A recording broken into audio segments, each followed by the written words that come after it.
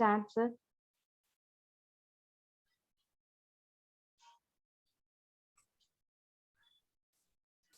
Yes, sure. Yeah, we can. Balaji. Yeah, we can start. Yeah. Yes, sir. Very happy. Good afternoon to one and all present here. Department of SRM, Department of Computer Science and Applications are organized AngularJS web publication development for live demonstration.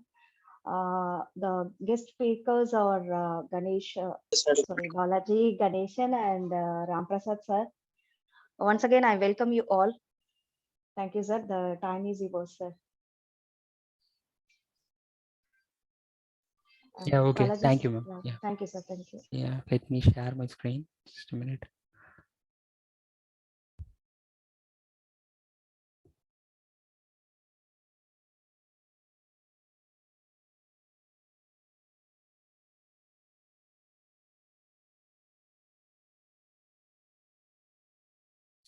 Is my screen visible, guys? Yes, Balaji, yes. Yeah. Okay. Finally, I have created a PPT for you guys. And am I audible, right?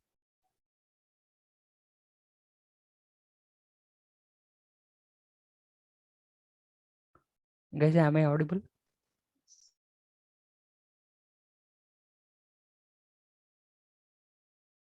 Yeah, I can hear you, Balaji. Yeah. Yeah. Okay. Fine then.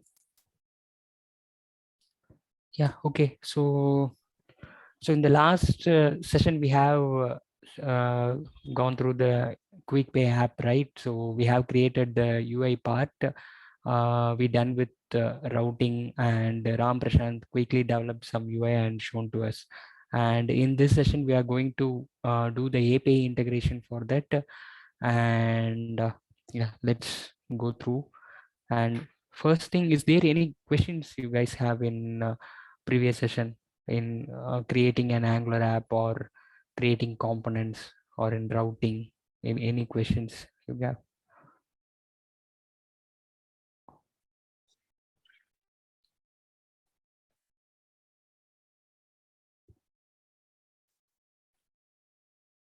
How can I go back to Zoom?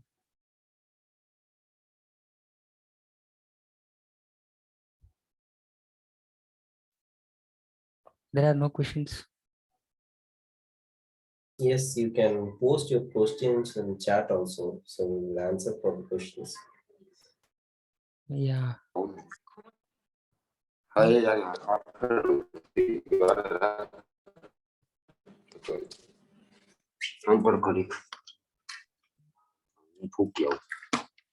Uncle na tapo na kay dito. Marugot ka din ko puni jarak mali ko to mali ko juga may daru.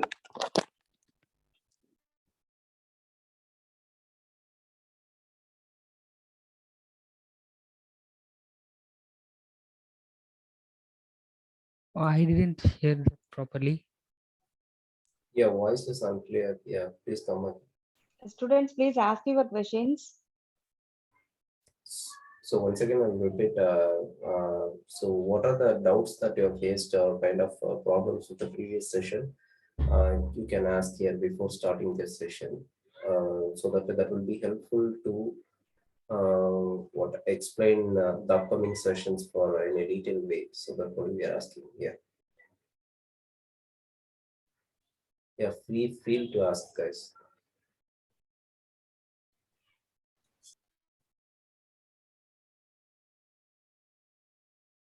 Okay, maybe they're not having any questions, or shall we pick someone? You can ask any questions. Stop and ask anytime. Okay. Yes, Bharat, you can continue. Yeah, sure. Yeah, okay, guys, fine then. So if you don't have any questions, okay, fine. So let me explain what are the things we are going to see today.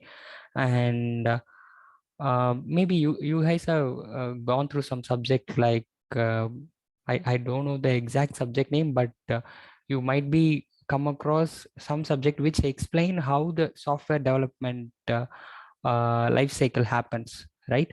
So that cycle, so how the requirement, how they checking for the feasibility, how they checking the requirement analysis, and what are the things you have in that cycle, right? Iterations. So those things, how it happens. So I'm not going into that theoretical part, and so you guys might be learned it in your subjects, but let me tell you how you can compare that one with the actual development in MNCs. Okay, so I'll tell that one. So what happened actually in company, so I'll tell that one. And then after that, we have created the mock server, right? I told you last time, like so this is going to be our idea. So you have one more session in which you will be know how to create the backend, maybe on the next week maybe, and in that you will be learning the Express.js and MongoDB. So till then, in this session we are going to use Angular as front end, and we will be using a mock server instead of the actual database and API. Okay, so please don't confuse in this thing. So if this is confusing, then next session would be a very big confusion for you. So if you guys have any query, and please stop me here. Okay. So we are not going to develop MongoDB and Express.js APIs right now. So instead of that, we are going to use some mock server. Okay. So mock server, in the sense, it's not the actual database, but it acts like a database. So I'm not going to explain these mock things now. Maybe that's not required for us in this session. Okay. So let's get back here. How software development happens. Okay. So after Postman hitting, using the Postman, we will be hitting the API. I can show you how APIs will be responded to you, and once you done with that, you can create a interface. So interface is basically based on your API response, you are going to create something. Okay, so you can create the interface, and then creating services. So services are which is required for us to uh, make the API calls. Okay, so and then I'll give a walkthrough on the Angular documentation, and Ram will be explaining what are the advanced techniques we have in UI designing, and I'll share some of the step how once you guys get familiar, once you feel I have done with the beginner level, and I'll tell you how you can get into the advanced level in Angular. Okay, so this is going to our agenda today. And okay, so I think there is no queries in HTML, CSS, script or Angular. Okay, so one more chance. Any queries, guys, in last session? Anybody gone through about SCSS, the super framework for CSS? Anybody gone through that?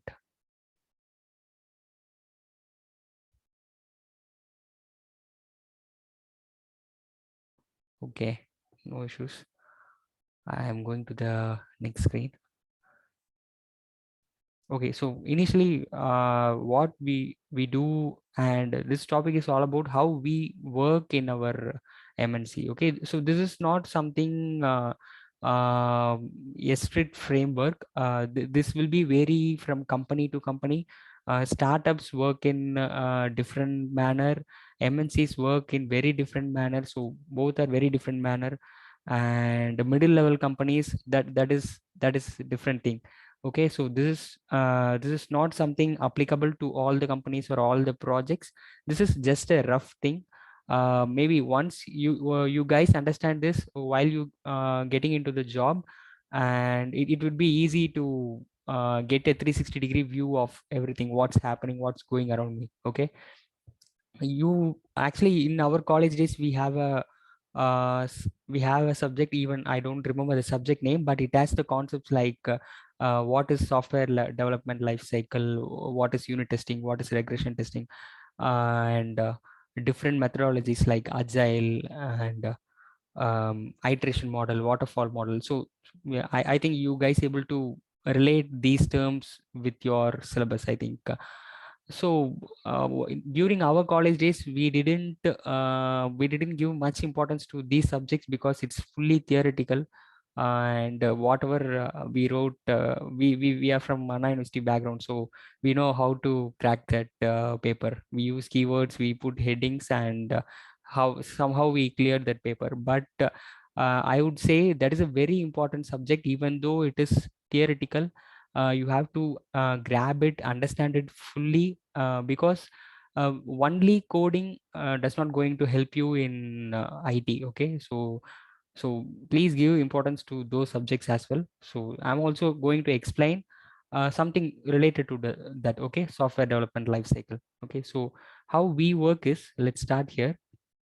So initially, once the requirement is confirmed, okay, so we will get the a requirement document. So we will analyze the requirements, and then once it is over, we will be creating wireframes. Okay, so wireframe in the sense it will be like this, not this looks very ugly. I'm not good in creating wireframes, but it will be like the actual app. Okay, so there are a lot of tools available in the in online to create wireframes. People used to create wireframes using, even using the photoshops also. Okay, so basically what is wireframe is, let's say Ram is going to be my client. Okay, so he's going to be my client, and I am running a software company, and I'm approaching Ram to do some project, and I'm asking for Ram, hey Ram, this is going to be your software. And but let's assume Ram does not know anything technical. He is expert in his industry, maybe healthcare or banking, something. Okay, so he is expert in his industry, but he does not know anything technical about software side. So whatever the thing I am explaining, sir, this is going to give you this much profit or this much benefit. Whatever the things I am explaining, that's not going to convey to Ram. Okay, so I have to show him how it is going to work. But at the same time, I cannot create the whole software for Ram without his acceptance, right? So to fill this gap, we used to create some wireframes. Okay, and this is like a mock design. So like this, we used to create some designs and show to the client, so this is how your carousel would be. Here you can show some advertisement. Here the list of pays will be there. So like this, we create some diagrams, and then we create the actual screen using some UX designing tools. Maybe in the end of the session, I'll ask Ram to explain on how they are creating wireframes. Maybe he's better than me on this area. I'll ask him. Okay, so this is how the communication happened between the company and the client. Okay, so once that is done, we will choose the technology. So what technology we are going to use? So there are plenty of technologies we have, right? Angular, React. For backend you can go with Java, .NET, or MongoDB, so whatever, right? So among all this technology, the company will decide what technology we are going to use for this client. Okay, and like how can I say, let's say it's going to be a very enterprise project, and it has a good amount, it has good budget and have good amount of time to do. And I have some 10 Angular developers in my company. So then I would recommend, guys, is my screen visible, right? There is no issues, right? Yes, Balaji, Yeah, visible. yeah, okay. So let's say I have some 10 Angular developers, and so then I would probably recommend Angular. Okay, so hey Ram, so I'm going to use Angular, and I'm going to create the front end. Like that, I can choose the technology based on the requirement. Okay, so this is the thing you have to understand.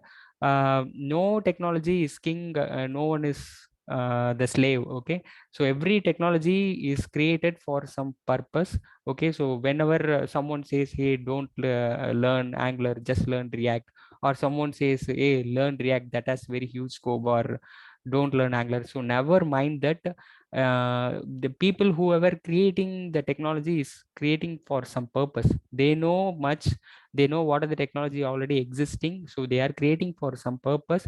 So so the company will choose the technology based on their capacity, their capability, and what the project requires. Okay, so that's how we choose the technologies. But in case of MNCs, let's say in case of Accenture maybe, and they are dealing with some big clients, maybe Samsung or Apple. They are doing software for some very big clients. Accenture does not have the rights to choose the technology, because the big giants already they have some research and development team, and they will propose the technology. No matter if I want to give the project to you, you have to do this product in this technology only. That's how they will demand. Okay, so in during that demand only, these big MNCs are recruiting people in specific technology. We need 100 developers in React, or we need 100 developers in Node. That's how they will be recruiting and do the project. Okay, so this is how the people are choosing technologies. Okay, so and then once this thing is done, so now we know the wireframe, we have chosen the technology, and so now we know how the screens we how the screens would be. Okay, so we can take in our case as well. Okay, in this let's go with this also. So assume this is your wireframe. Okay, so this is static, this does not have any functionality, and if I am clicking this one, and if I'm clicking make payment, the payment is not going to happen. And this is how the wireframes actually. Okay, so it will be a static screen, it will be easy to create, but it does not have functionality. The advantage is like, if instead of I'm explaining everything to the client, if I'm showing like this, it will be very easy for him to get it right. So instead of I'm telling, sir, you will have a list of pay screen, and clicking on the pay screen, you will be navigated to a payment screen. So instead of conveying everything through words, if I'm showing something like this, it will be easy for him to capture what I'm saying. Okay, so it's easy for me to get the project. Okay, so this is how things are happening. And coming to this part, JSON negotiation, what we do is, now assume I am going to be the front-end developer, and Ram is going to be the back-end developer. Okay, and in this case, what we do is, now we are conform with the wireframe. Okay, so we know the wireframe, we know what are the data required in this screen. So what we do is, we both will sit and discuss how we have to form the JSON. Okay, so you guys have some idea in the JSON, right? And I'm not sure whether this one gives me JSON. No. Okay, this is how. Okay, even this is not a good JSON. Let me show something. How can I move this one? Okay,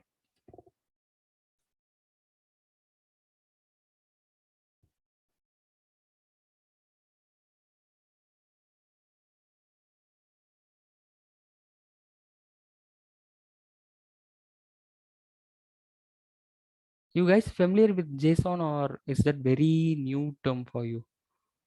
How do you feel? Is that there in your syllabus, JSON or XML? I'm not getting any example JSON. Okay,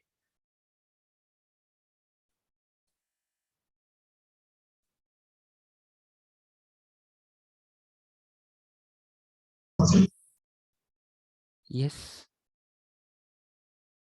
Okay, so this JSON will be like this. Okay, so whatever the data you would like to provide from the database, so it will be like this. Like the title, glossary, maybe this is for a glossary, this JSON is for, and how we are going to form the objects, and how we are going to form the arrays. So this is how the JSON would be. Let me show you the JSON for this part. Okay, if I want to show a list of payees in Google Pay or in the Quick Pay, how the JSON would be, I'll show that. And yeah, never mind the file name or which file it is, don't mind those things. I'm just showing what is JSON. Okay, so this is how JSON would be. So this is a payee list, and a payee list is going to be an array. Why it's going to be array? Because we have a list of items, right? So any number of items we can have, so it's an array. Okay, so inside that, every payee is going to be an object. Arvind is an object, Arun is an object, Balaji is an object. Okay, so all these guys are going to be a object. So a set of objects inside array or a set of array inside objects, this combination is going to be the JSON structure. Okay, so without understanding this concept of JSON, it's very hard to do a project. Okay, so try to understand, or if you have any queries here, just raise. Any queries, guys? Or you have faced this concept already in your syllabus somewhere?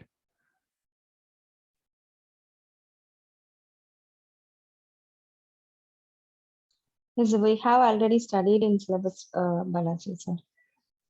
Yeah, okay, fine. Okay, thank you. Okay, so it's going to be a very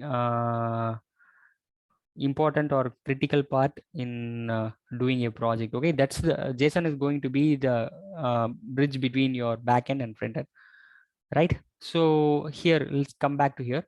So the front-end developer and back-end developer sit and discuss how they want to create this JSON part, and how they will create the JSON is, let's say, based on the technology I am using, based on the users, the number of users going to use this product.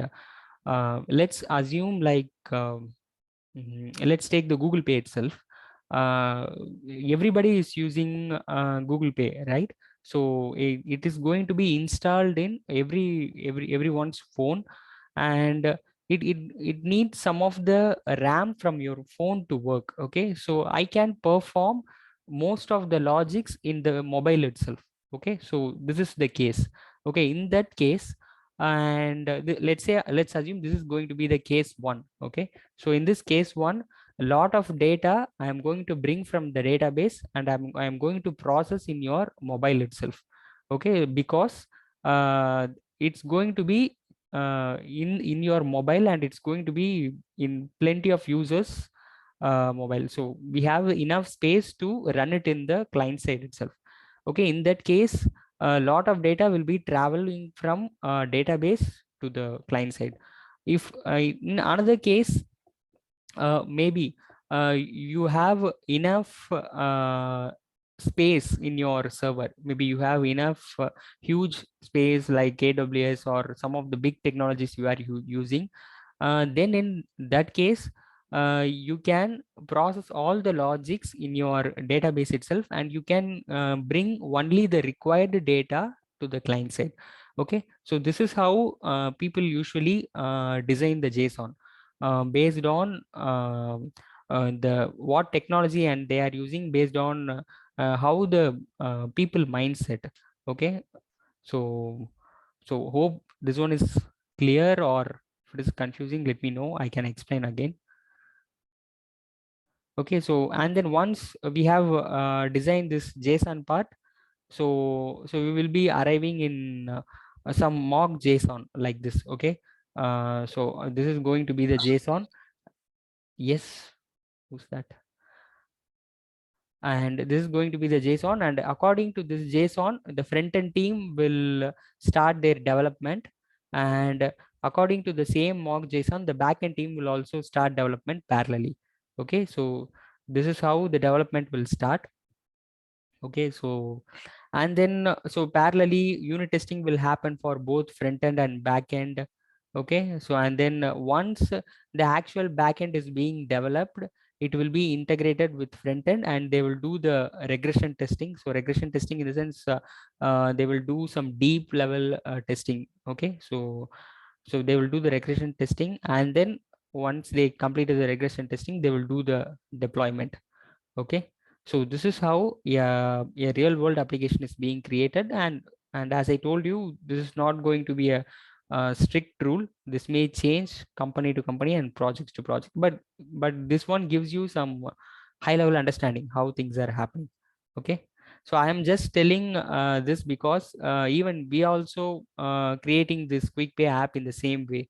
Okay, so that's why I'm trying to relate, and understanding these things before entering into a company gives you very good idea about what's going, because it takes me around 6 to 7 months to understand this whole process.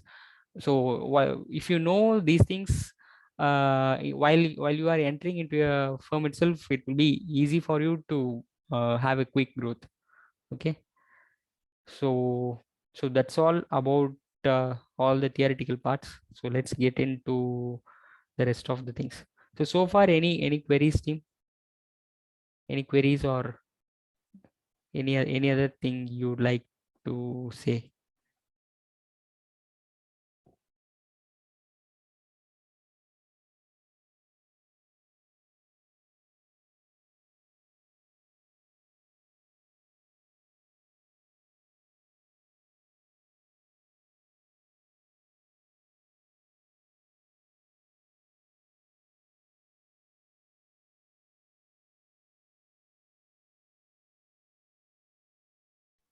Okay, fine. So let's go back and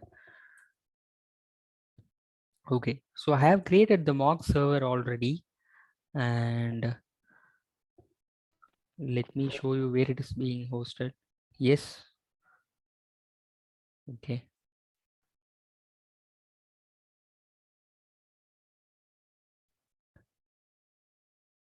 Okay. So here I have hosted my mock server in this port 3000.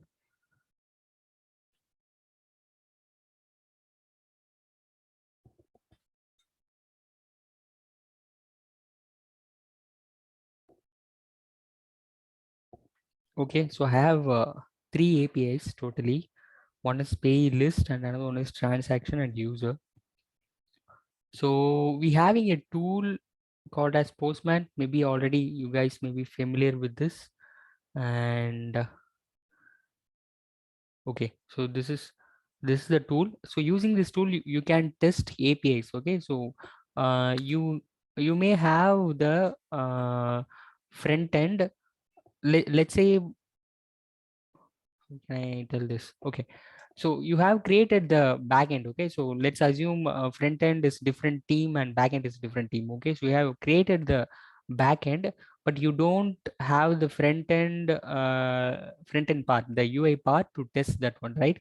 So on those time we can use this Postman just to test. Okay, so in our case, let's assume we have developed the backend separately and we are going to test it. Okay, so let's test this pay list API, and this API is going to serve the data for us at this place, exactly here. Okay, so this data, who are the list of payees, it's going to be here. Okay, let's go back to the Postman. I'm going to hit the pay list. Okay, sending the request. I'm getting the status 200. Okay, so which is means I got successful response. And so here I have array. Okay, so this array is going to contain all these people. Okay, all these objects. You guys able to follow this, right? So everything is going to be a data. Okay, so this is how the JSON will be served from the backend. Okay, and let's test the transaction API as well. So transaction API is nothing but we are going to use the transaction API here. Okay, inside this make payment page. Okay, so we are going to use it here. So let's see how many transactions happened already. So this API will return. Okay. Oh, I'm sorry. It should be a get call. You guys might have come across these things, right? Get, post, those type of HTTP calls. Okay. So transaction is just a get call now. Okay. So these are the transaction happened already. Okay. These are the list of data we have. Right. Okay. So these we have only these two set of datas. Okay, one is pay list and another one is transaction. This is enough for us to do this simple project. Okay. Okay, that's all. And what next? We have to create the interface. Okay. So now I might need answer from you. So you might have come across the term interface in your OOPS concept somewhere.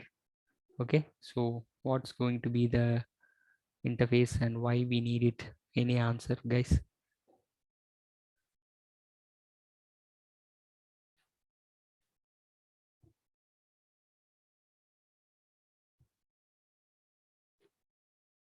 Any answer, team? So why we are using interface, or what is interface in OOPS basically?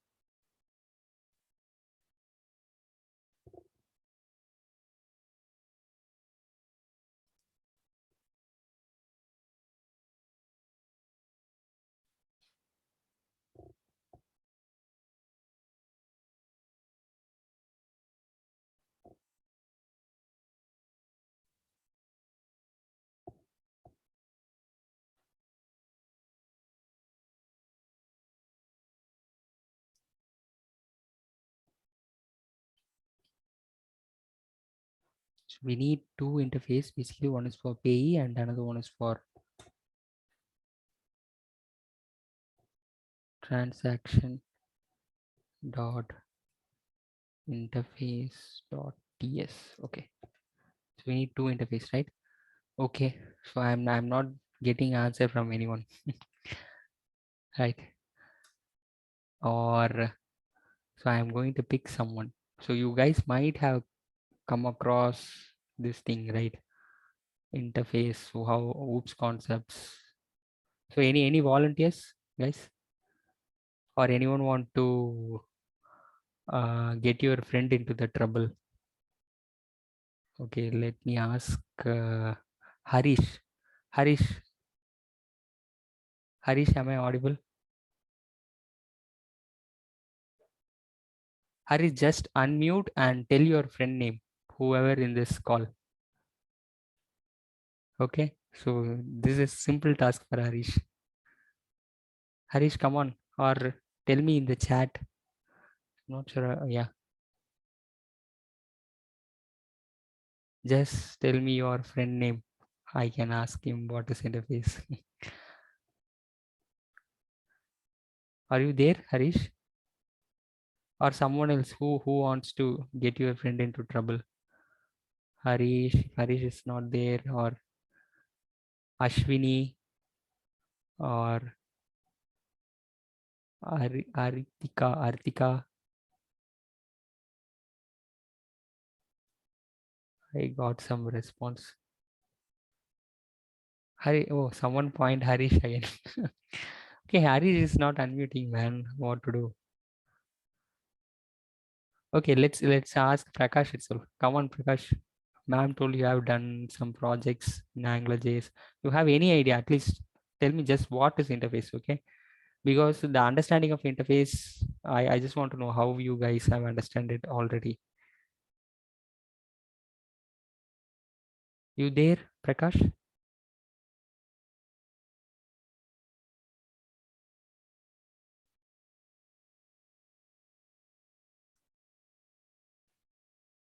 IDK about Angular.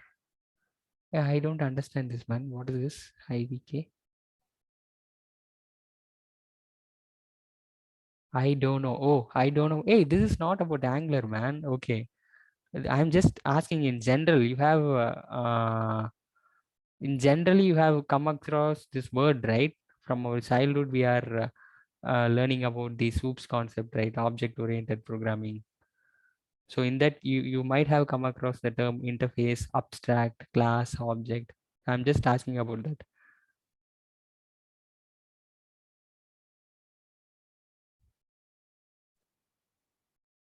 Quick, someone else or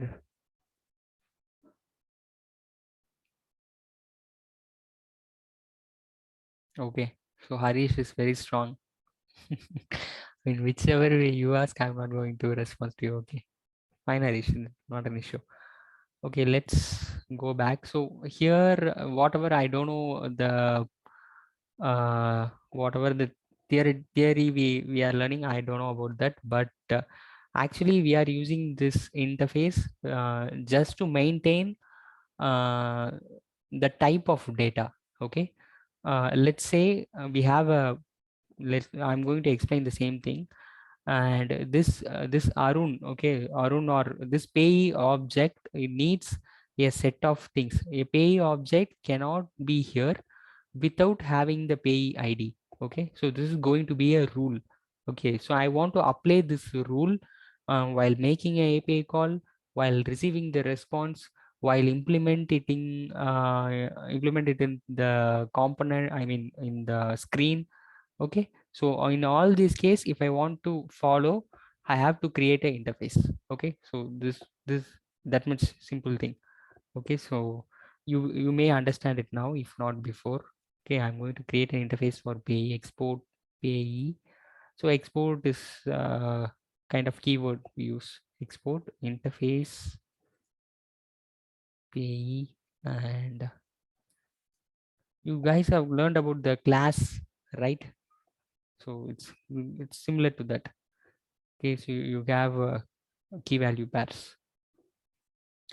So okay, so this is going to be PAs, and what are the key value pairs we have for a specific payee maybe. And here we have the JSON, right, where it is postman. Okay,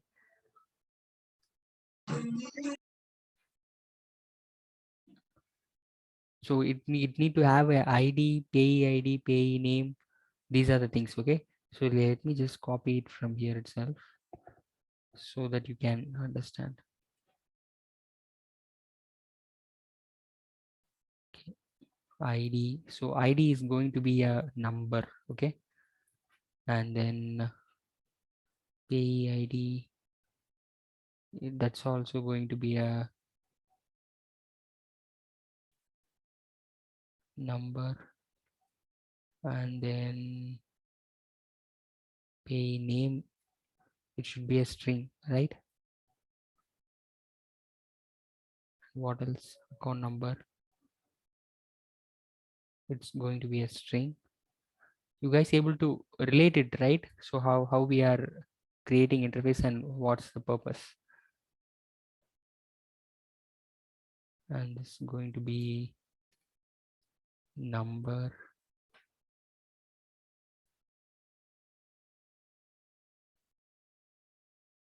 and this is also going to be number. Okay,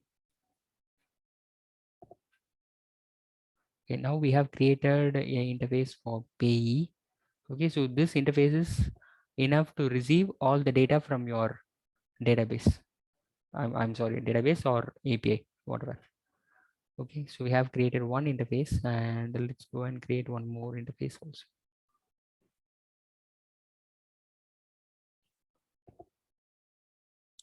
And this is going to be the interface for transactions. So export interface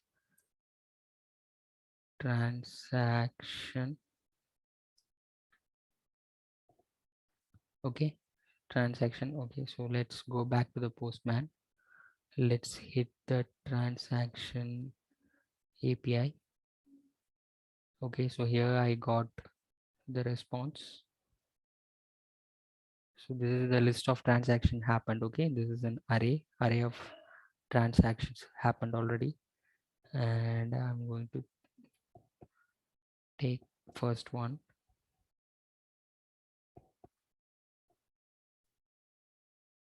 and ID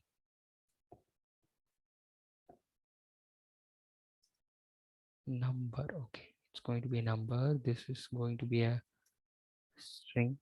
Amount may not need not to be a string, but we can have it as a string.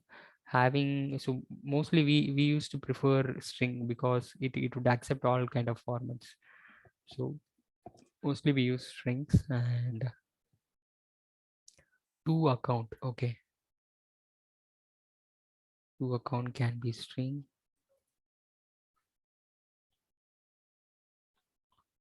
Date also. Date may be in a string format or maybe in the date format also. So we can have it in the string itself. And time also. So mostly we used to prefer string, but it's a global thing. Whatever the type of data we have, we can convert it into easily convert into a string. So that's why we prefer string. But this is just a mock practice project, right? In actual projects, we have a lot of restrictions for the purpose of security things. So here I'm just using strings, else I have to make lot of conversions in the code. Okay, so for our simplicity, let's have the maximum things in the string itself. Okay, what else? So we have created two interface, and using these two interface, we are going to receive the data from API, and also whenever we want to send the data to API, we are going to use this interface. Okay, payee and transaction, these two interface, right? Okay, and what else? We have created the interface, and then we have to create service, right? So basically these services are required to make a API call. Okay, so maybe in AngularJS also we have the concept service. I think yes we do have. So the same thing here as well. We need services to make API calls. Okay,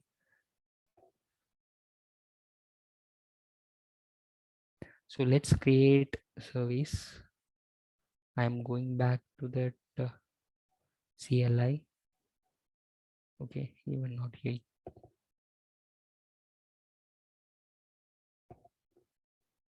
Okay, so to create a service, this is going to be the command ng generate create. C means create. I'm sorry. Ng generate service.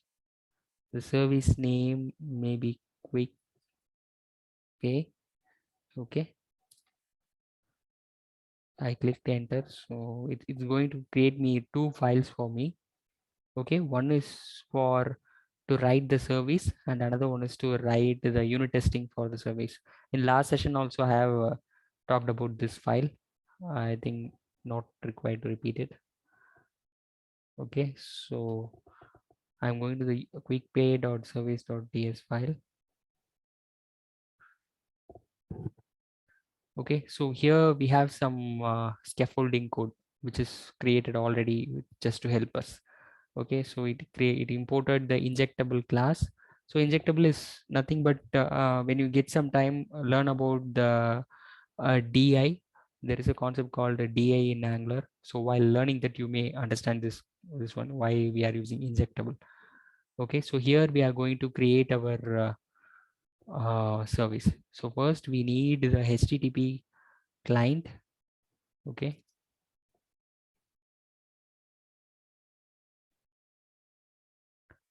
HTTP. Okay,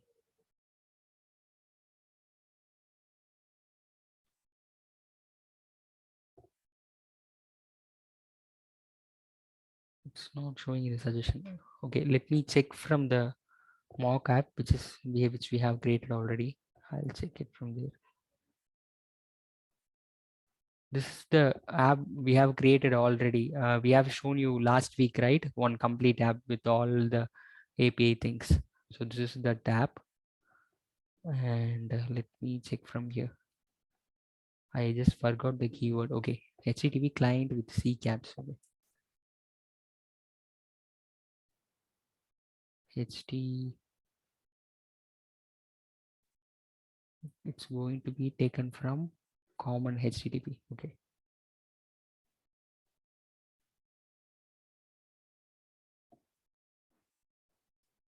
Tangler / common HTTP. Okay, and this is going to be the HTTP client. Okay, I have to import this private HTTP colon HTTP client. Okay, so this thing is called dynamic injection DI, and if you get some chance, learn about this. Okay, only to expand this constructor. Okay, now let's create two functions. Okay, so using these functions we are going to handle our APIs. Okay, so just for creating the first one, let me explain you the syntax. If you are able to follow, just follow. Even if you're not able to follow, that's not an issue. While you're learning TypeScript, you will understand it better. Okay, so it's going to be get payees or pay list. Okay, get pay list, and its return type going to be observable. So it's being imported from RxJS. I'll tell you what is observable. Okay, and then it need to be in which format, and we have created an interface to receive the payee, right? So I have to use that interface name here, payee. Okay,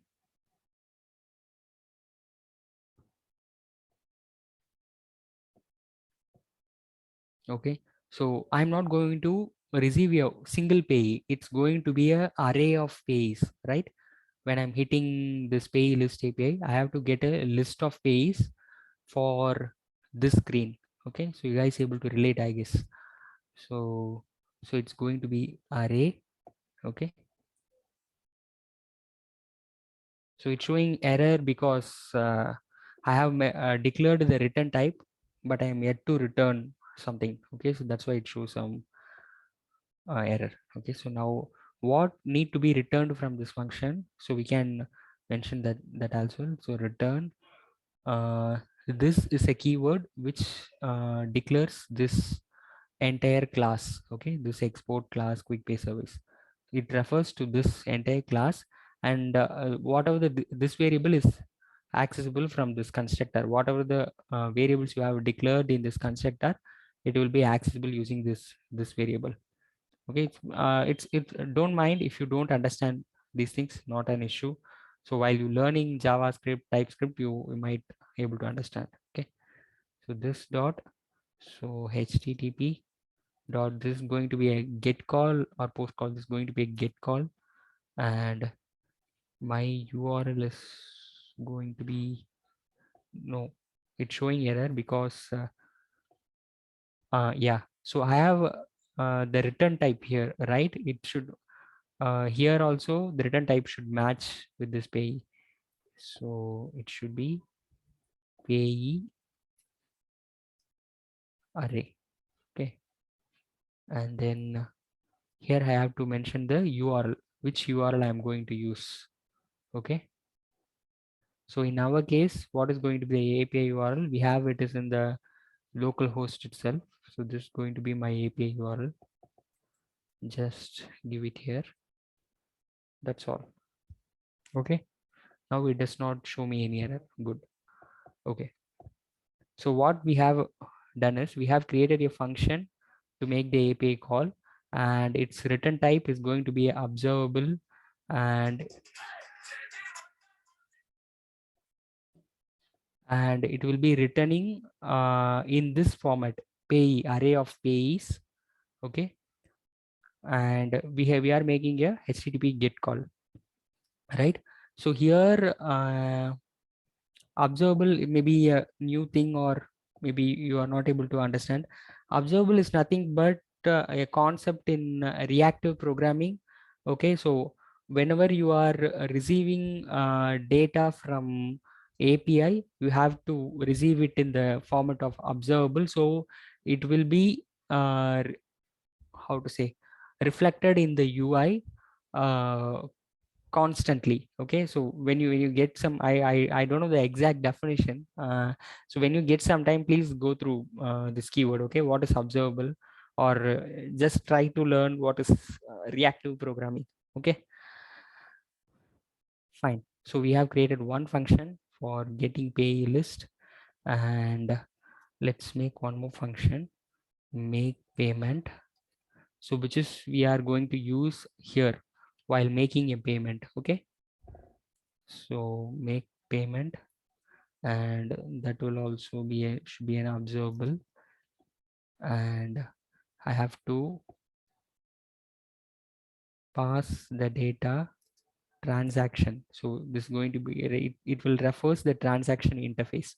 Okay, as I said before, so whatever the data you are giving to API or getting from API, it should have certain format. So I'm using the interface here. Okay, and it should return, I'm sorry, yeah, it should return this dot http dot post.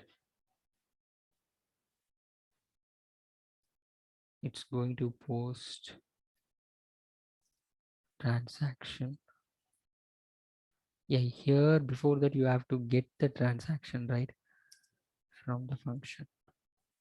Maybe after, once I have define we have few logics to write in the component as well, which is the pay list component. Okay, or make payment component. So once I have write that code as well, I'll explain how we are passing data here.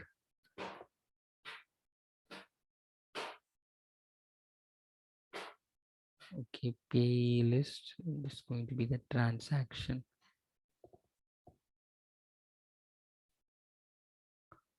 Okay, transaction, and we have to, since this is a post call, that's why it's showing error for me. So post call requires some payload, right? So we have to send some data if it is a post call.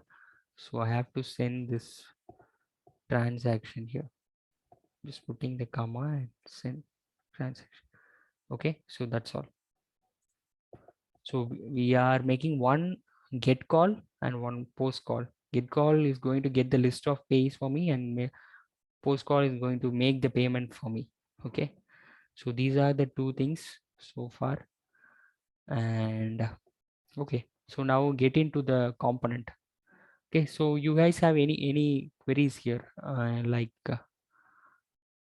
why we are creating a service file, or why we have to use the interface?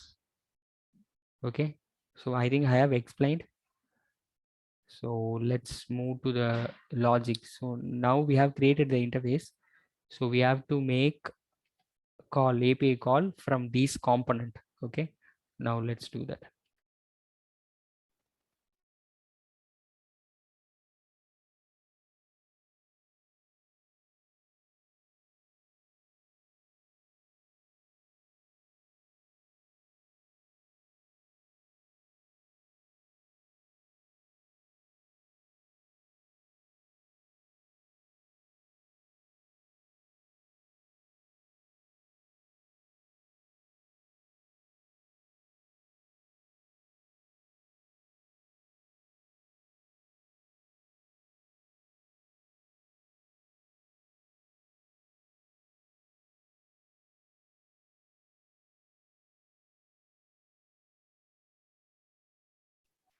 Yeah, everything is static. Okay, so these are not dynamic data. Whatever you are seeing is just static one. So let's remove this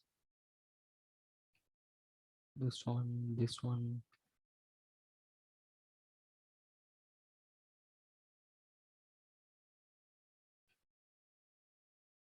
right? So wrap. Okay.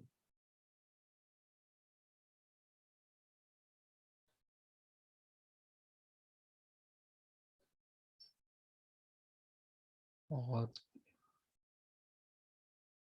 just except one, I am going to remove every other thing.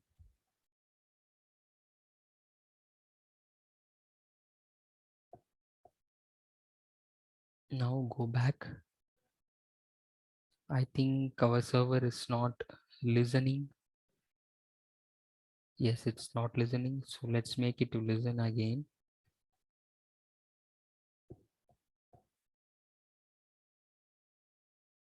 Going to give the keyword ng serve to make it listen. So ng serve, and also I want the database to be listened. So JSON server -watch db.json. Never mind about this thing. Okay, so this just to run the mock server. So just focus on the Angular. So this is the Angular command. So this is a command for the mock server. So don't mind this one.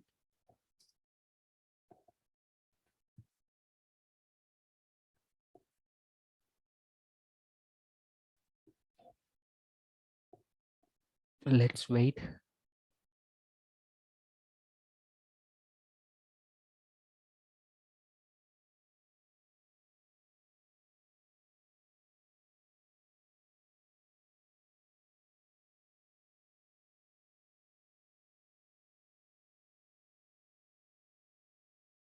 Okay, so now our server is being listened.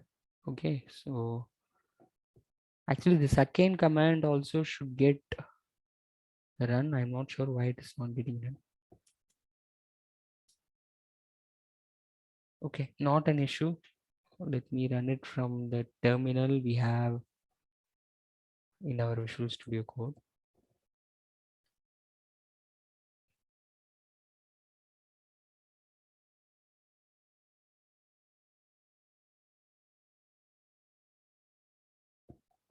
Okay, so our Angular host is listening to the port 4200, and our database is listening to the host in 3000. Okay, so now you can see only one data, Arun alone is here, and even that Arun also is static, right?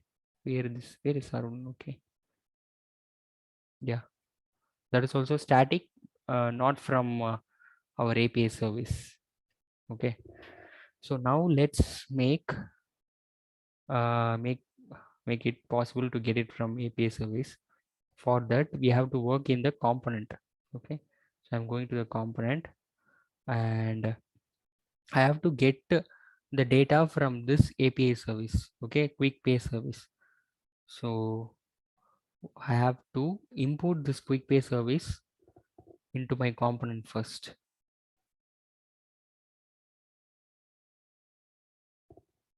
So import quick pay service from. So I am not sure the location /pay list, or not the component. Okay, maybe dot/.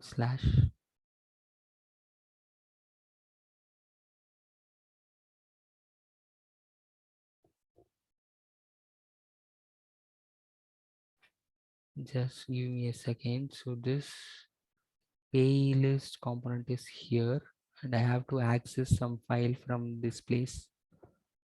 Okay, it should come, I think, / or //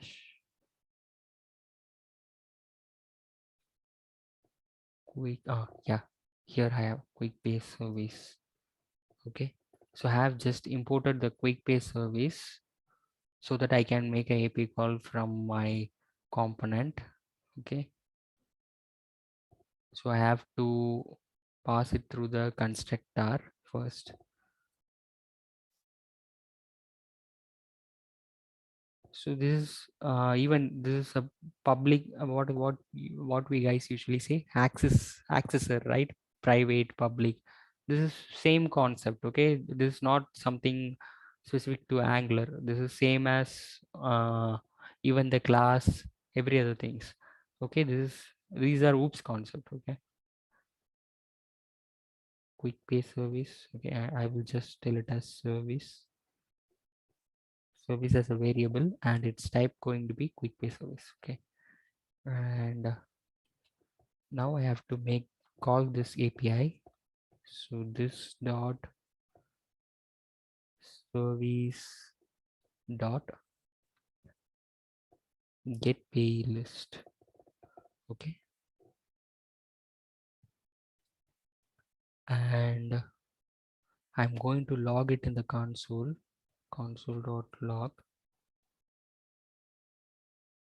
and let me show you what's going to be the response. Just making sure, yeah, it is compiled. I'm going back to here. Okay, even that one static content is not there. Why?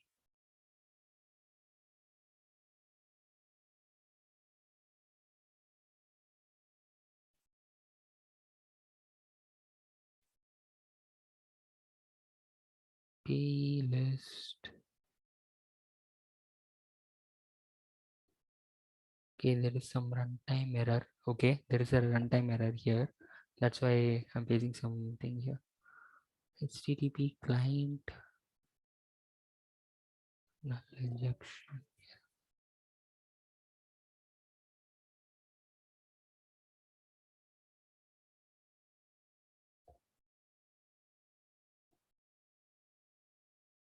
No provider for HTTP client. Okay. This error is not being seen while we building the project, but it is thrown in the runtime. So this is what I have said, something called dependency injection. Okay, so while in runtime only it will pick those modules. Okay, so when you get some time, learn about dependency injection. And the reason for this error is, okay, I thought someone is going to ask queries. And the reason for this error is I have not declared the HTTP client module. Okay, so I have to declare the module in app.module.ts. So when you learning about Angular, you might be learn what the purpose of this file.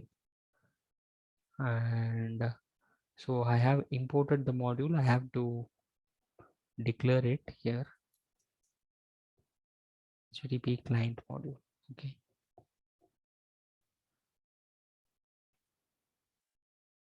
Yeah. Now it's running. There is no error. Okay. So I have logged one console.log, right? Where it is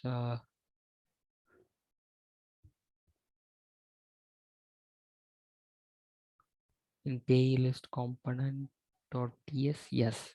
So this is going to be the, so let's say what the service has returned for us. Okay. So the service called returned some observable object, not the exact data we want. This is not in the format we want. Okay, so we have to work on that. So what we have to do is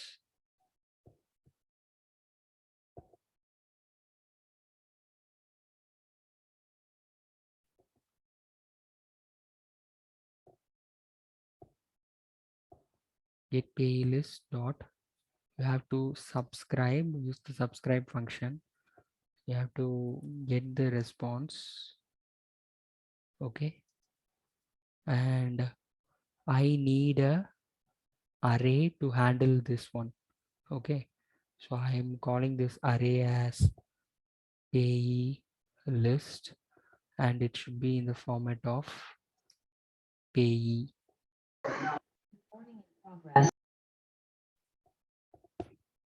Okay, as no initializer. Okay, payee is our interface, right? as I told you, wherever we are handling the data from the API, we have to use it through interface. So I have declared the interface here, but it shows me error like it has no initializer. Okay, so I think we can it as how can I say? So we have to initialize this one at least with one object. Okay, so we are running out of time, so let me take that object from our previous code, else it would take time to form the exact way. Okay, it is there in the playlist component.ts.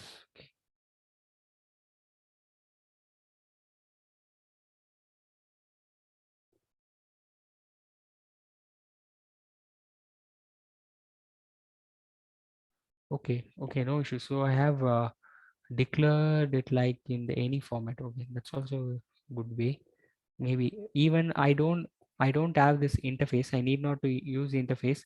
I can declare like any, which means like we have the var function, a var keyword, right? In JavaScript we have a var keyword, which means it does not contain any specific data type like number, string.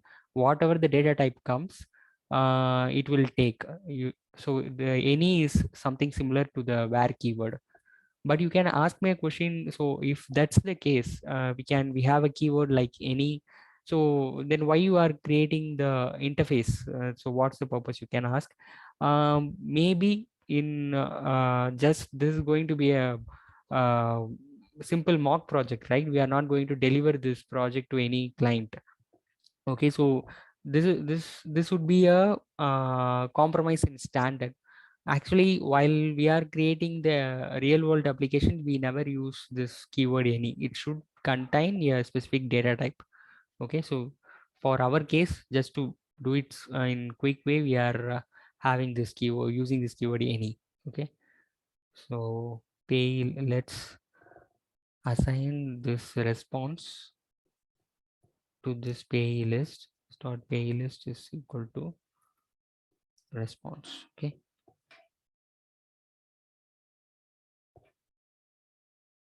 okay, fine. So now let's try to see it in the console. This dot pay list.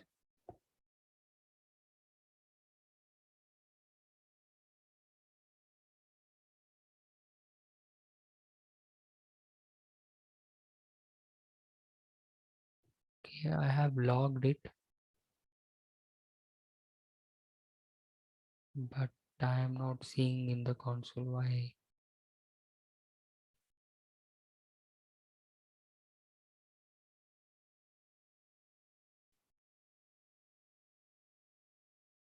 Okay, maybe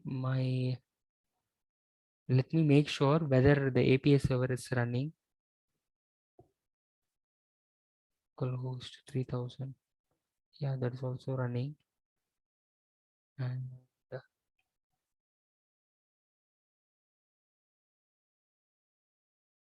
pay list any this dot service dot get pay list. Subscribe response. I am not sure. Access middleman. Hey, I'm sorry, you have replied. I didn't see this. Man, when we call the code, the interface comes and accomplishes. I'm not. Yeah, you almost same, man. You got a right keyword. It's a middleman. Exactly. Okay.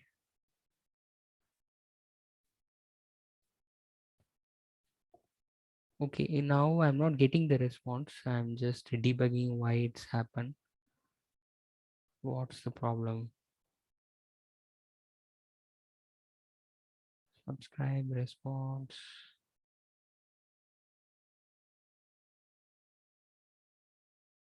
Okay, I'm just doing it in the on init part. Let me refresh again. Okay, here I'm getting, so it's returning as undefined. Why so? here the API call is, there is an API is getting called from our browser. I'm getting, so here I get the response from API. You can use it from this dev tools, but I'm not sure why I'm not able to see it here. Let's debug it.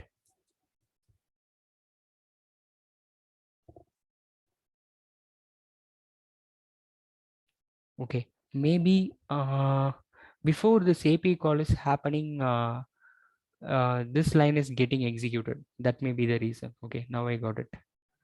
Okay, then let's not log it in the console, since I have showed it in the network tab itself. Okay, so now the API call is happening. So here the API call. Okay, so these are the response I'm getting. Okay, but why it is not logging? The reason is like this function, this life cycle, we call it as life cycle. This life cycle is getting executed on while the page has load, but we are getting the response after that only, after the page loaded only. That's why the component got confused and it says this dot pay list is undefined. So that's the reason. In these cases, we have to use the concept of async call. Maybe you have come across this keyword, asynchronization API service call, but we don't have enough time to implement those things. So let's jump into the HTML part. Okay.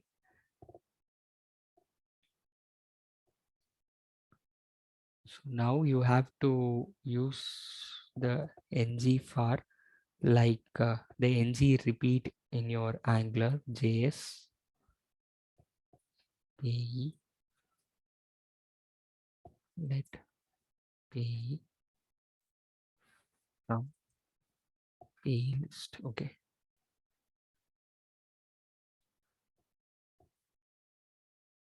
And here it should be. So this is going to be my like act like a variable now. Pay dot name. Let me check whether it's name or something else. Pay name. Okay.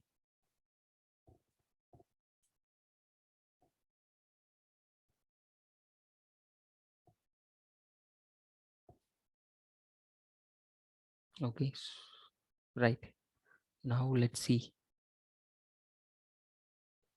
Okay, we are getting some error. Can't able to bind ng for from. Okay.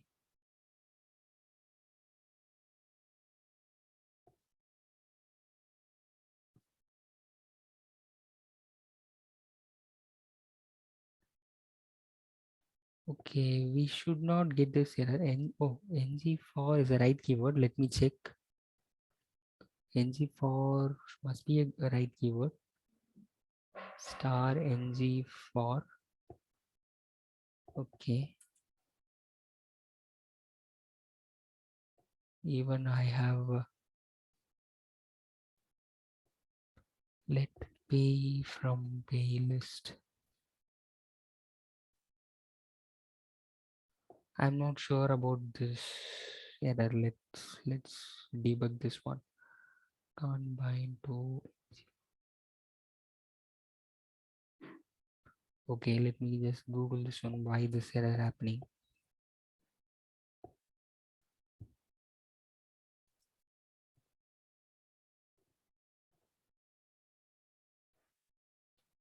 This would be a, what to say, life of a developer. Stack Overflow. You might have heard somewhere, or you might have seen in some memes. From is the wrong keyword. Oh, okay. Okay. It should be off, maybe. Okay. Fine. Yeah, now I got the dynamic data. Great. Right? Yeah, from is something we use in our Angular JS, right? Maybe I got confused. Okay. So yeah, this is how we are making a API call and getting a response. Okay, so now let me tell you the entire flow, how we make a API call and how we got the response.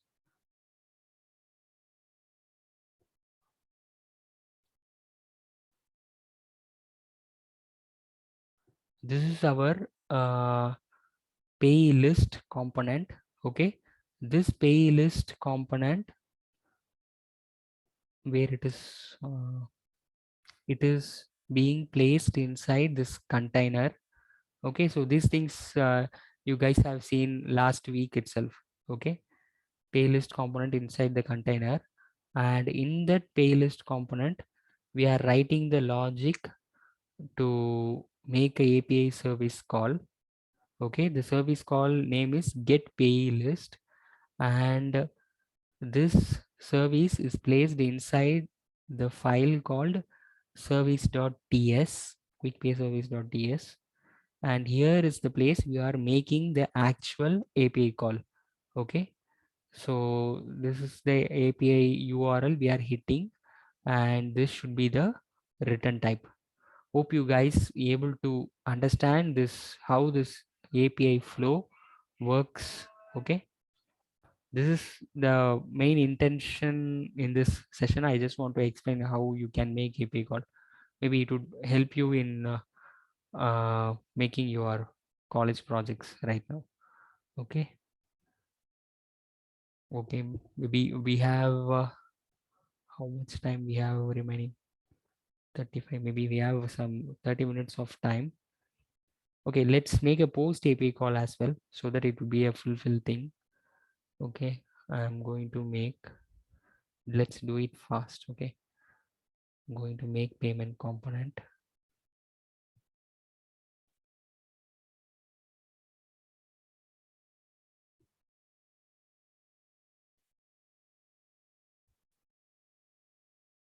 Okay, this is the code we have shown already.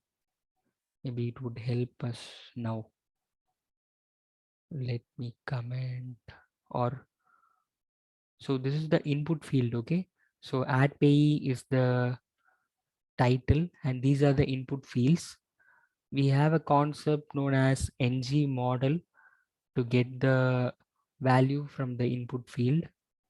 Okay, so if you want to get the value from the input field, you can use this. This is one way, not the best way or not the only way. This is one of the way.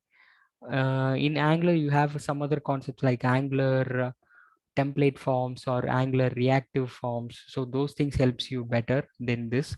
But this is some quick way to demonstrate. Okay, so that's why I'm using this one.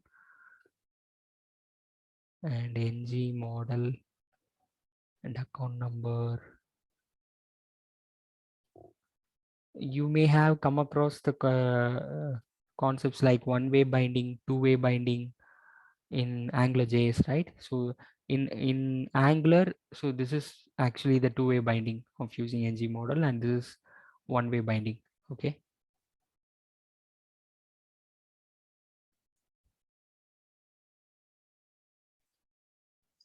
Excuse me, Balaji, can you Yeah, explain again one-way binding and two-way binding?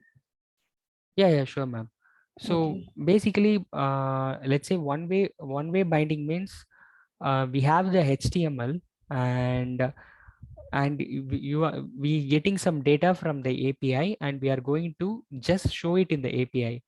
And in that case, we usually follow the one-way binding. Okay, so when we are using the two-way binding means, let's say I have a table here, and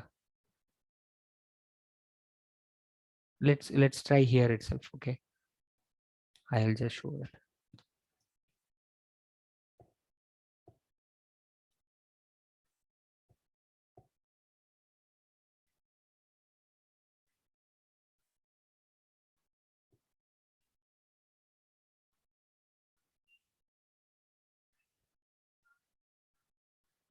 Okay, it makes some errors. Okay, I have to declare all these things. Yeah, I'll tell it, ma'am. Once I have created this page, let you know. Yeah. I'll tell you. Okay. Okay. No issues. Okay, so okay, I think I have get most of the things. Okay, now while clicking make payment button, right, I have to make a payment. So I'm creating a on click function here. Okay, that's all. Now I have to declare all these things in my component.ts file. So let me just save this file and close this one. Pay list component. Okay, not required. We have done the job with pay list component. This also not required.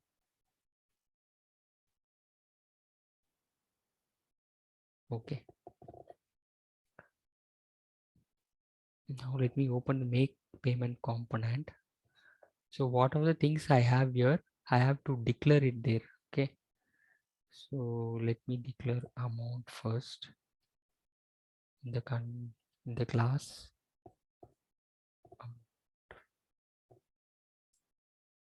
So as I told, any is a kind of keyword which accepts any data type, but it's not a standard way of using. Just for the quick development, I'm using it.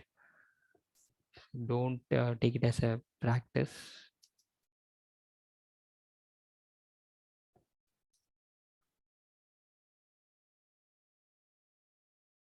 Yeah, that's all. Only 3 things we have. Now let's bind the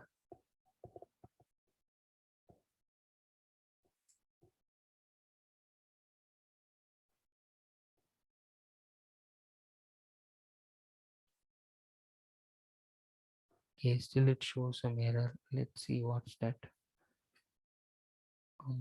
Can't bind. Okay, fine. So if we want to use this one ng model in Angular, we have to import a module. Okay, so it says it is not a known property for me of input. Okay, so in that case we have to load one module.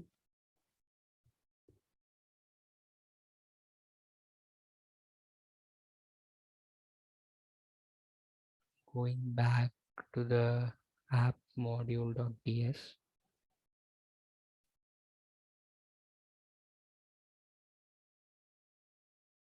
Here I have to load a module named as forms module so that I can use the ng model. Forms module. Okay.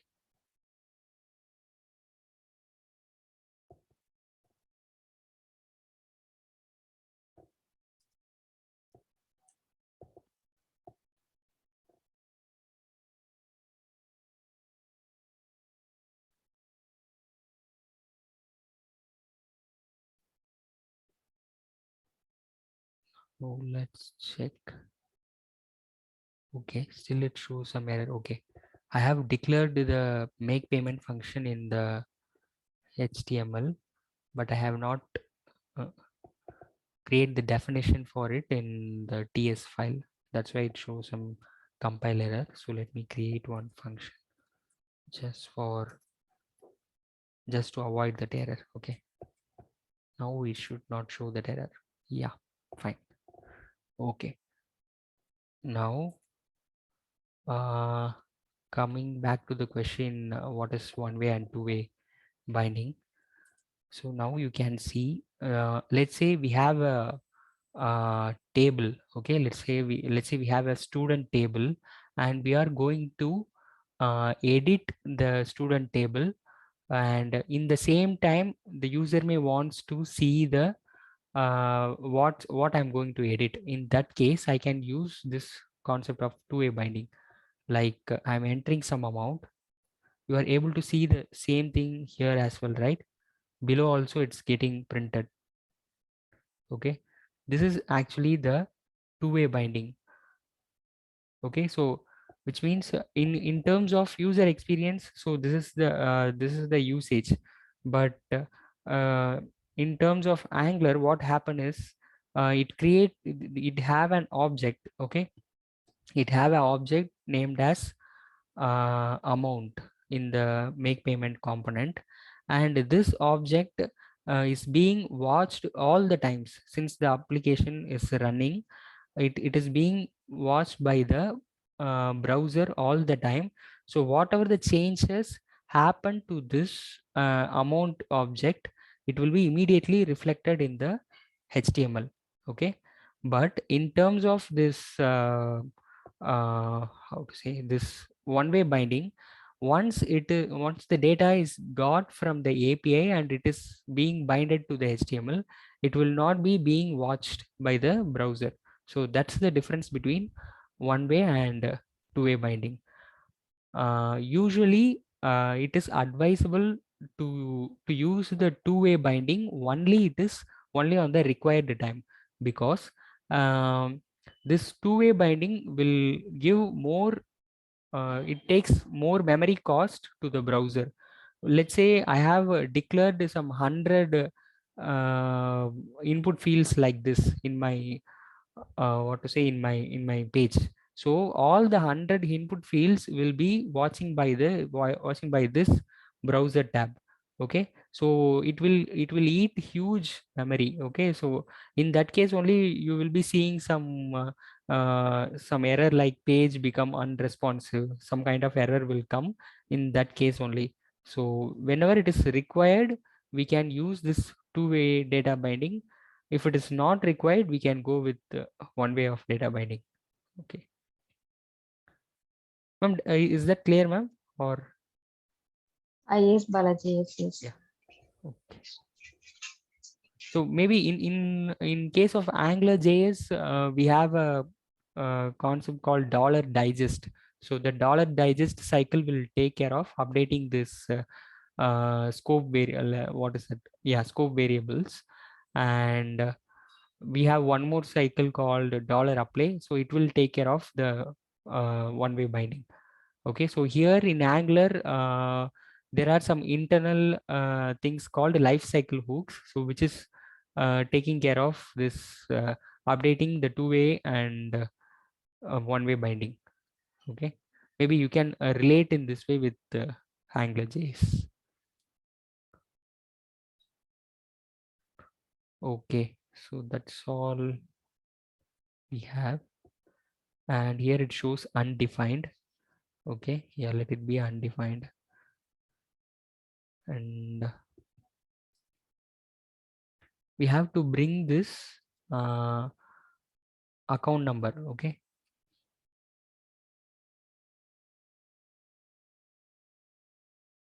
going back. Okay, let's say I'm going to make a payment for Praveen. So if I'm clicking Praveen, so what I should see is it should ask me for the amount, and it will bind the account number because I have added Praveen already as a payee in my application, right? So it should show me the account number here. Now let's see where his account number. So we have got Praveen's account number already, okay, in from the API. Okay, where Praveen, Arvind, Arun, Balaji, Praveen. Yeah, Praveen is here, and this is the Praveen's account number. Okay, so now we need this account number in this make payment component. Okay, now let's see how we can bring it here. But one tricky thing is like I am making this API call in this component, payee list component, let's say here in this first page. Okay, but I need this data in the second page. Okay, so how we can achieve this? Maybe in Angular JS, you guys have come across the concept like a parent component and child component. So those concepts, but in this case, make payment page is not a child of pay list. Okay, if make payment page is maybe if a child of this one, we can use the concept like at input or event emitting an event. So those kind of concepts we can use. I think if you guys have come across these terms in AngularJS, you may be able to relate. Okay, so but in our case, this both components are siblings, not the parent and child. So in case of siblings, we have some different method to share the data from one component to another component. For that purpose, let me create one more service. I think we are running out of time anyway. Let's finish it fast. So I have to create one more service here, and I'm sorry. Yeah, we can use the CLI to create the service, right?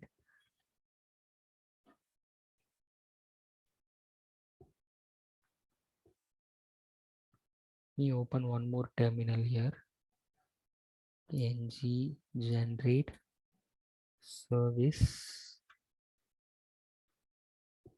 data sharing.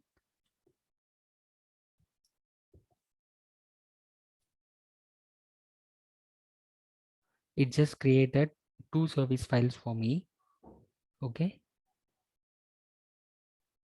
And the purpose of these 2 files is just to share the data between 2 components. Okay. So let me take the data from our previous application. We have 10 more minutes. Okay. I just want to complete this post API call as well, so that it would be a complete session. Let's take the code from here. Data sharing service.ts. Okay.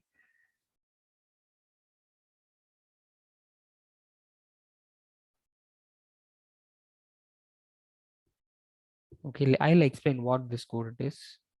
Okay, let me quickly explain that.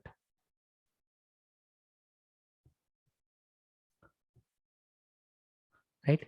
So the purpose of this service file is basically to share the data between 2 components, as I said. So when I will be navigating from this page, while clicking Praveen, what I will do is, while clicking Praveen, I will take all the data of Praveen. Okay, so all this data of Praveen, and I will store it in this service, data sharing service. Okay, and what I will do is, while after this page is being loaded, make payment page is loaded, I will take all those data from the same service. So this service acts like a temporary place. I will keep it there while I'm moving from the first page, and I will take it from the same place while I have been landed in the second page. So this would be a simple way of sharing the service between 2 components. Okay.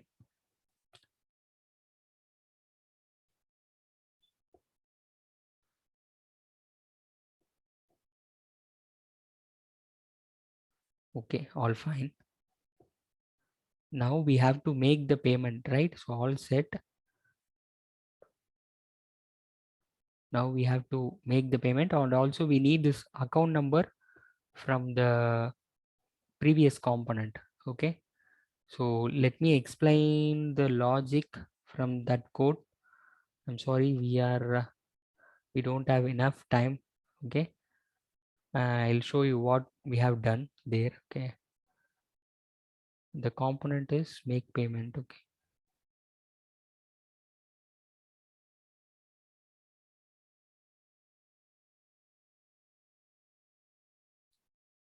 So what I have done is, I have just imported the data sharing service. Okay, I have imported the data sharing service, and I just get the account number from the data sharing service. Okay, and I just put it in the current account number. Okay, that's so that I should be able to see the account number here. Okay, instead of undefined, it will show me the account number. Okay. Yes. Ma'am, shall we extend the session for some 10 minutes till 4:10?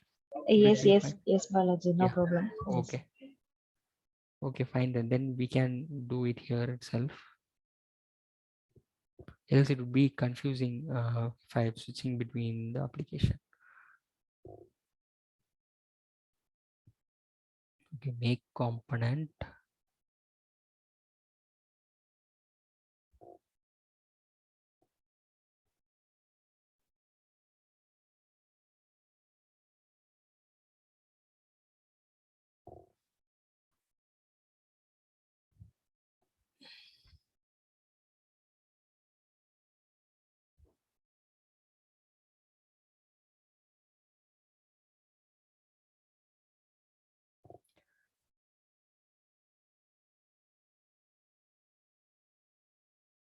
So let's import this data sharing service. So we have to import both the service first. Let's go a little fast.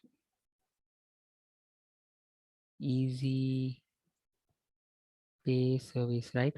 Or I'm sorry, quick pay service, and also we need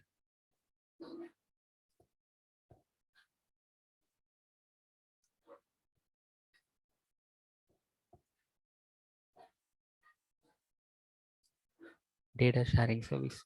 So we need both, and we have to inject both of the service here. So service quick pay service. So data colon data sharing service. Okay, fine. So we have both the service now, and I have to get the data from the data sharing service so that I will get the account number of Praveen, right? So what I have to do is, the first thing in the payee list components itself, okay, while I'm navigating from the payee list page to the make payment page, I have to set the data first. Okay, I'll go little fast just to complete this post call also. Okay, data sharing service.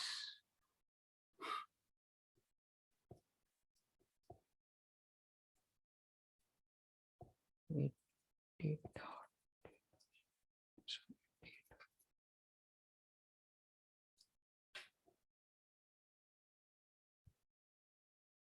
Okay, now I have these two service in the pay list component also, and we have to set this one.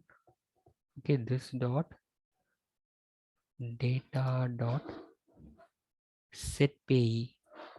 Okay,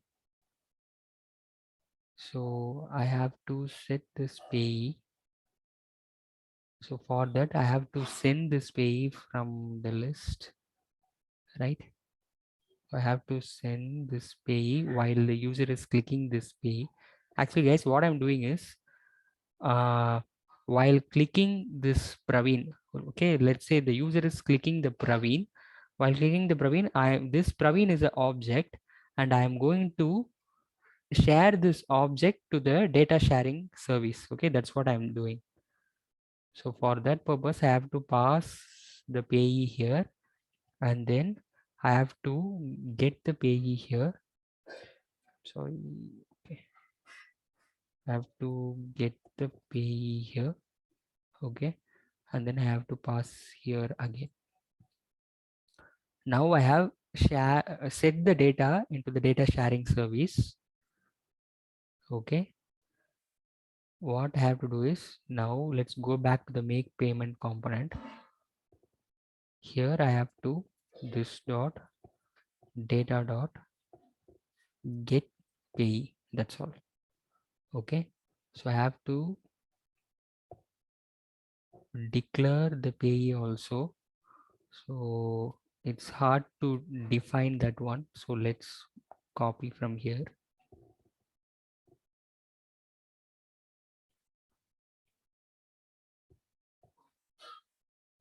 Okay. Pay interface. Okay.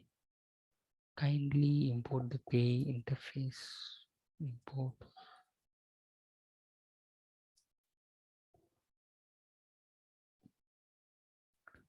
All right.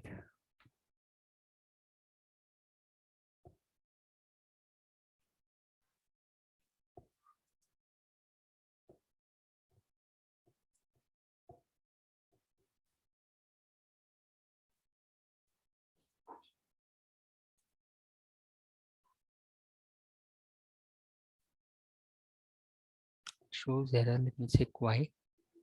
Pay does not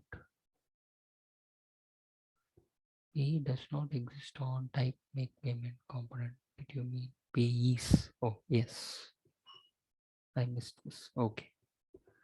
Okay. Now I have shared the data from one component to another component. Okay.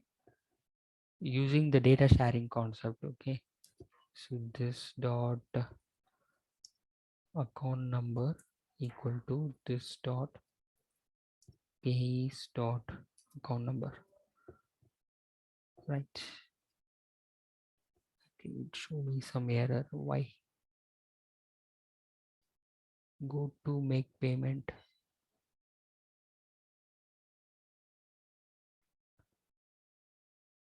Okay, it's there. Go to make payment is there. Why it shows error? Pay list component. Go to make payment.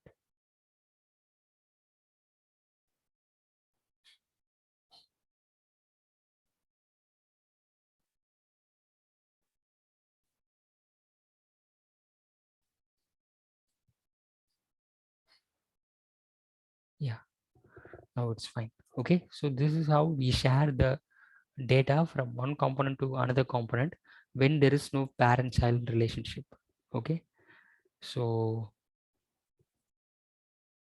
now we should be able to see the account number by default. If I'm going to Ajay, I should see the Ajay's account number. Okay, or if I'm going to Vignesh, I should see Vignesh account number. Okay, going to Aravind, I'm seeing Aravind's account number. Okay, so the data is just there in this component, pay list component. I'm passing the data from this pay list component to this make payment component. Okay, so that's why we are using this data sharing service. All right, now let's quickly make the payment. Okay, let me close all this file. It's just confusing me, so I'm closing all this file. Let's focus on the make payment alone. Okay.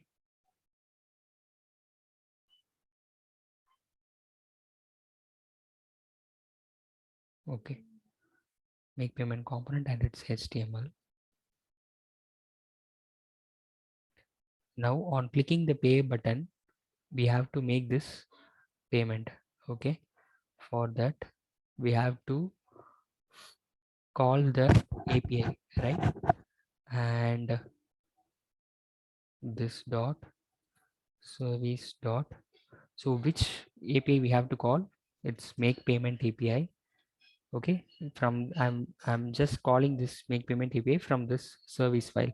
Okay, which one we created earlier, make payment.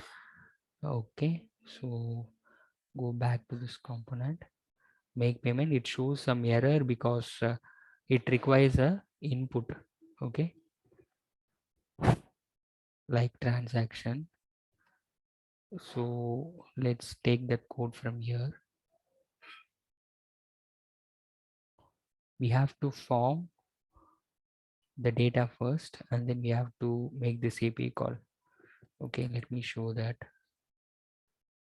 Okay, based on the user input, okay, based on all these inputs, we have to form one data first. Okay, while they clicking the make payment button, and that is going to be like this dot transaction.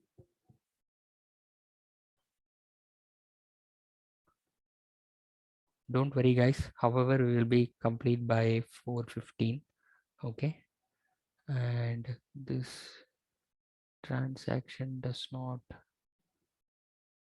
exist. Yeah, it will not be existing. Okay, we have to declare it.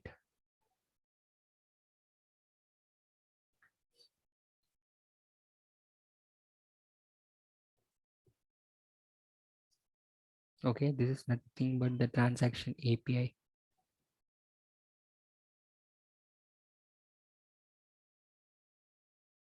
Okay, so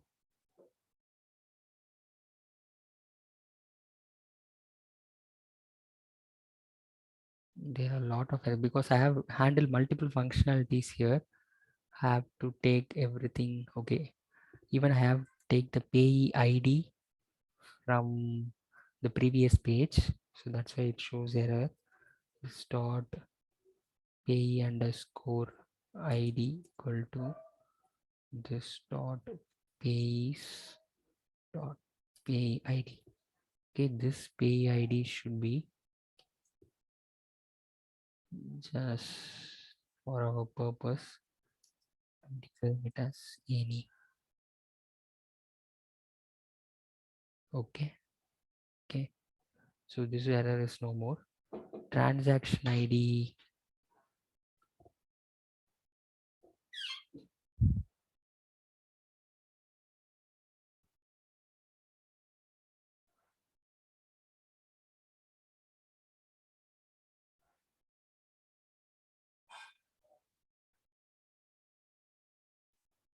okay, transaction ID should be a random number. Okay, then why it shows error for me? Type number is not. Oh, okay. In interface, we have declared it as string maybe. Yes, that's the problem. Okay, I can change it to number. Okay, coming back to make payment. Okay, this error gone. And date, yeah, date should be maybe in date format or in string.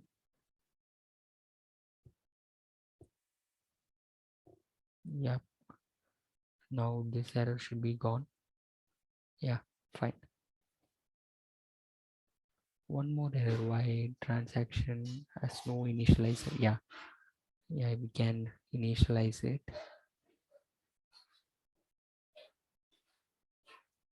Or can have it as any. Okay, let me tell you what I'm doing. Don't worry, this is internal only, so we can have it as any. No issues. Okay, actually what I'm doing is, while the user is clicking the make payment button, let's assume user came to this page, he want to make payment for Praveen, and I'm going to this page and I'm going to enter some input, some 2000 rupees, and this is going to be his ICICI account number, and I'm going to tell Christmas gift. Okay, so I have to get make a post call to make a payment. Okay, so I have to get all this data and I have to bind it as a one single object so that I will be able to send it through my API call. Okay, that's what I am doing now. So for that purpose, we have created a make payment function, and on clicking this make payment, this payment function will be called. So inside that, what I am doing is I'm creating a simple object. Okay, so this is a simple object, and in this object I am binding all this information. What is the amount he is paying, what is his account number, and any notes he want to send.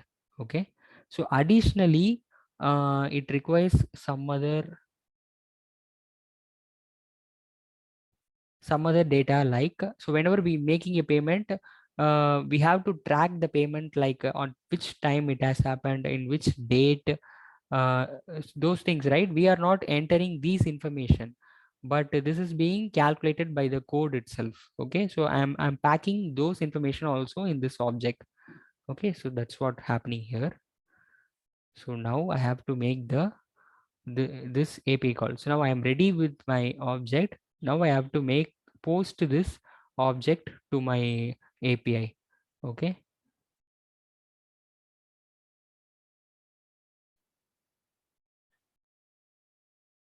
So this is the function. This is similar as our get API call. So nothing new.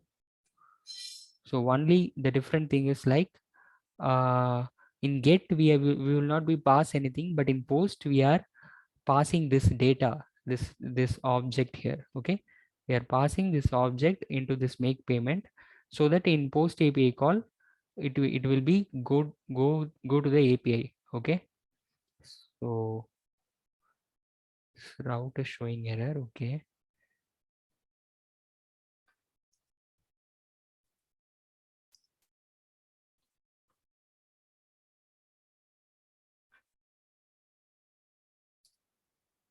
we have to import router module, because once we make the payment we have to move from the page, right? We have to move from that page to the home page, right? So that's what we have handled here.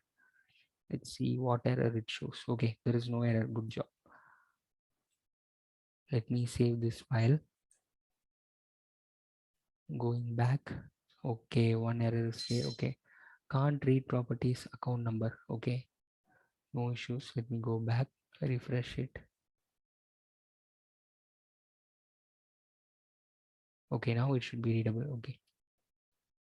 Okay guys, so hope we are done with the post API call also. So this is our get API call. We got the data from the, let me show in the network tab. Okay, let's clear everything.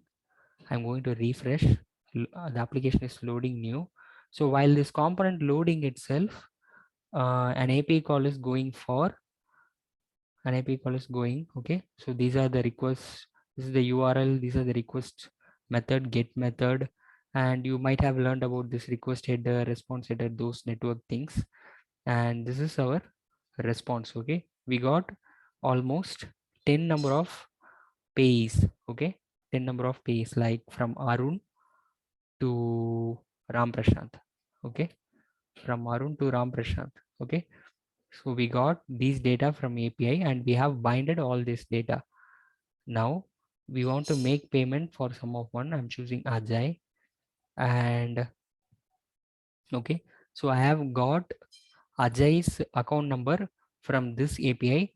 I have shared the information from this component, from pay list component to this internal component, make payment. So for that purpose, we have used the concept data sharing. Okay, so now I'm going to make a payment. A payment should happen without any error. Let's see. I'm going to pay 100 rupees to Ajay, and this is his account number, and I'm going to say it as weekend spendings. Okay, so I am going to make payment. Okay, the payment is done. It says payment is done, and here you can see a post API call. Okay, I'm clicking OK, and I'm coming back to the home page. Now I made the payment to Ajay. So let's go and verify that payment. This is the transaction post API call. See here we make a post API call and it happens to this transaction API. Okay, here this is my payload. Payload is nothing but the data I have entered in the form, right? Amount, notes. Okay, so here you can see all the data, like the 100 rupees and the date, the current, it took the current date and it took a random ID. Okay, the post API call is happened. Okay, we can just verify this one in the DB also. DB in the sense our mock server. Let's go and check that. Let's go to the transaction. Okay, here is the last one, last data. We made a payment here and we are able to see it in the server. Okay, so 100 rupees I spent, and today date 18/12/21, today the current time 4:11 p.m. Okay, so this is how we can make a post API call and get API call, guys. Okay, so let's stop the session here And in the same way, we will make a post API call for add new payee as well. Okay, the same way we will be making. And then in the same way, we have to route once we done with this adding this payee. Okay, so that's all about this session. And rest of the things we have to share is like we created service, we have done with interface, we have created service.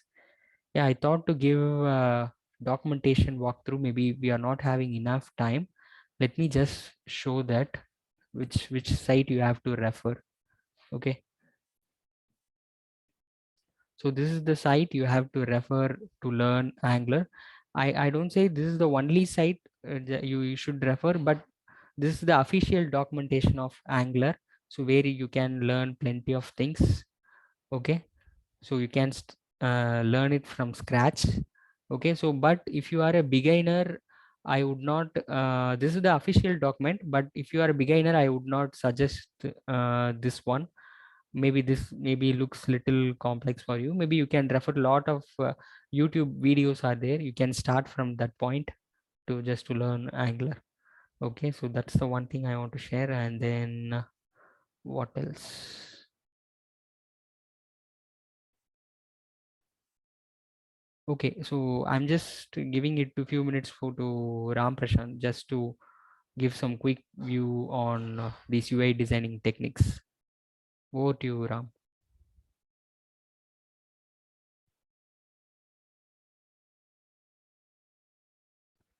Ram, are you there? Yeah, I'm there. Yeah. Yeah, thanks for the presentation, Apology. That was awesome. So it was a good understanding for me in order to work with the Angular. So just want to share some of my references with students regarding the UI designing. So last time, the thing what is happened is like we have just designed the page using HTML and CSS, but in real time, when we work with the applications, that won't be a regular way of developing or building software applications. So we use it to do or rely on some UI frameworks like Bootstrap, Material Design, yeah, Tag and CSS, everything.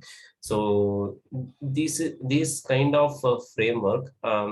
Okay, before that, do I have any access for screen share? Yeah, sure. Yeah, please can you stop share? Yeah, sure.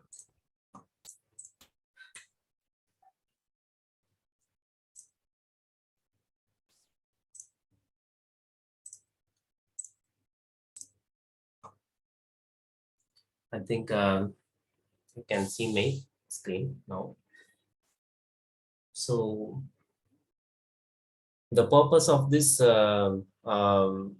framework, UI framework, is to build the software as quick as possible and to compromise the design, which means compromise in the sense bringing up the design as fast as possible. I will show a simple demo regarding that.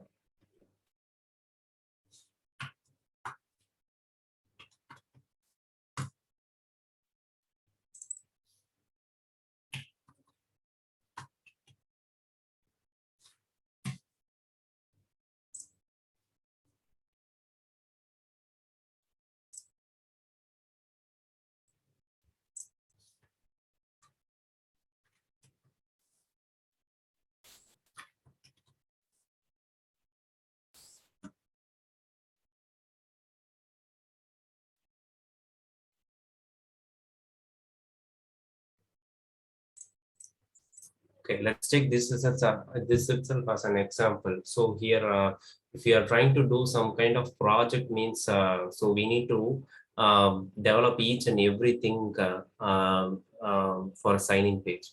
So what we are watching is a sign-in page. Definitely, we will be having sign-in page in our applications. So we don't want to rely on HTML, CSS again and again. So it will eat our time more. So in order to overcome that rule, we can rely on such framework like Bootstrap, Tailwind CSS, everything. So here we just want to grab the code and use it in our project. That's it. So automatically this UI will come, this design will come, which means for button styling, everything will come. So these kind of UI things we can able to do quickly for implementation, so that we can concentrate on what the functionality side. So that's what Balaji gave a session today. So we can able to develop the business logic inside our application. Similarly like that, there are many designs available in as a open source. So I will show the material.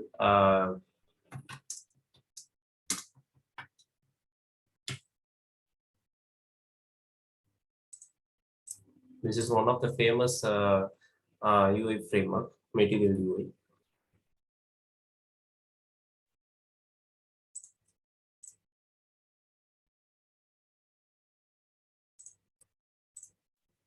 So if you see here, means the entire application UI, user interface, has been prepared here already.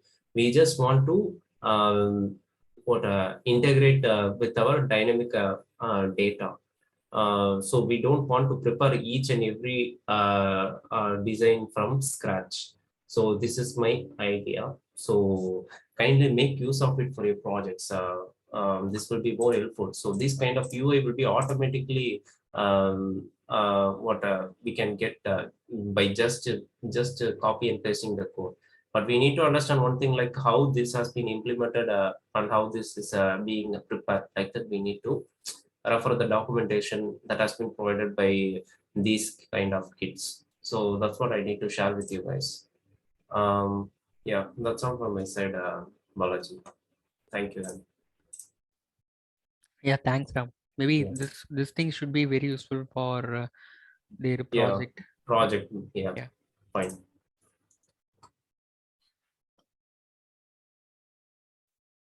Yes, students, do you have any queries, Ma?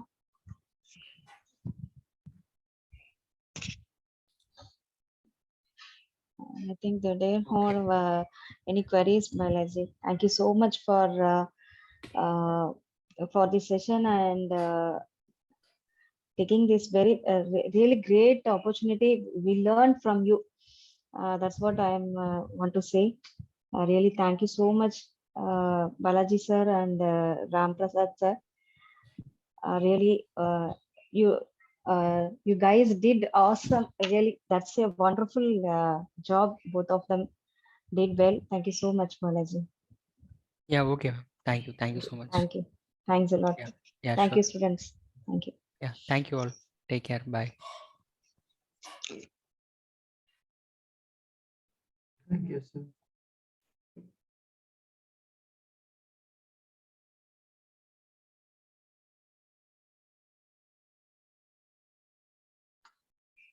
Students, you can leave from this group now. Thank you. Suganti ma'am, thank you, Suganti ma'am. Thank you, ma'am. Thank you, ma'am.